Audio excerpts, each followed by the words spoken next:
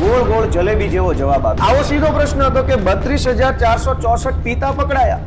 આ 32,464 લોકોને વેચનારા કોણ? એ કોઈ દિવસ ગુજરાતમાં પકડવામાં નથી આવતું। વેચનારા ક્યાં છે? ગઈકાલે 9મી માર્ચ 2026 ના દિવસે વિધાનસભામાં મારો એક પ્રશ્ન હતો 25 નંબરનો। અત્યંત અગત્યનો મહત્વનો મુદ્દો હતો, પણ સરકારે મને એનો વાસ્તવિક જવાબ આપવાના બદલે ગોળ ગોળ જલેબી જેવો જવાબ આપ્યો છે। મારો ચોખ્ખો પ્રશ્ન એવો હતો કે વડોદરામાં અને અમદાવાદમાં દારૂ પીધેલી હાલતમાં કેટલા લોકો પોલીસના ચોપડે પકડાયા, કેટલા લોકો ઉપર દારૂ પીવાની એફઆઈઆર થઈ, અને જેટલી એફઆઈઆર દારૂ પીવાની થઈ એની સામે દારૂ વેચવાની કેટલી થઈ? સીધો જ પ્રશ્ન છે કે જે માણસે દારૂ પીધો એની પાસે બે જ રસ્તા હોય છે, યા તો એ ઘરે બનાવીને પીવે, યા તો માર્કેટમાંથી વેચાતો લઈ લે। તો સ્વાભાવિક છે કે સરકારે મને આપો આંકડો 32,464 લોકો દારૂ પીતા પકડાયા।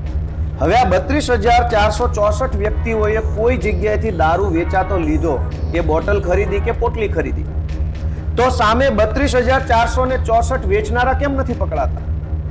આવો સીધો પ્રશ્ન હતો કે 32,464 પિતા પકડાયા। આ 32,464 લોકોને વેચનારા કોણ?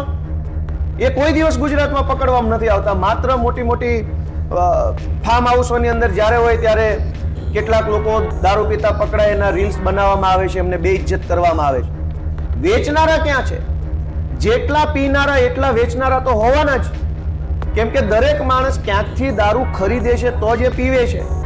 સરકાર ક્યારેય પણ દારૂ વેચનારાની તપાસ કરતી નથી। માત્ર પિતા કોઈ પકડાઈ જાય એને પકડી તમાશો કરી, રીલ બનાવી, વાહવાહી લૂંટી અને જાણે મોટી અમેરિકાની સરકાર સર કરી લીધી હોય એવા વાયદાઓ, એવી વાતો કરે છે।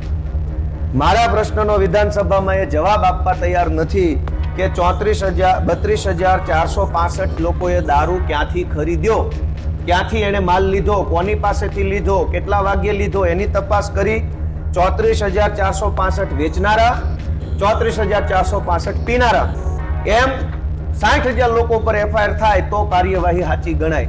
આનો અર્થ એવો બતાવે છે કે વેચનારા લોકોના હપ્તાઓ ખૂબ ઊંચે સુધી પહોંચી રહ્યા છે અને પીનારાઓને ફાંસીની સજા થઈ રહી છે। એટલે આ બાબતે સરકારનું અમે ધ્યાન દોરીએ છીએ કે જેટલા લોકો ઉપર કેસ કરો છો કાયદા પ્રમાણે વ્યવસ્થિત કરવા જોઈએ।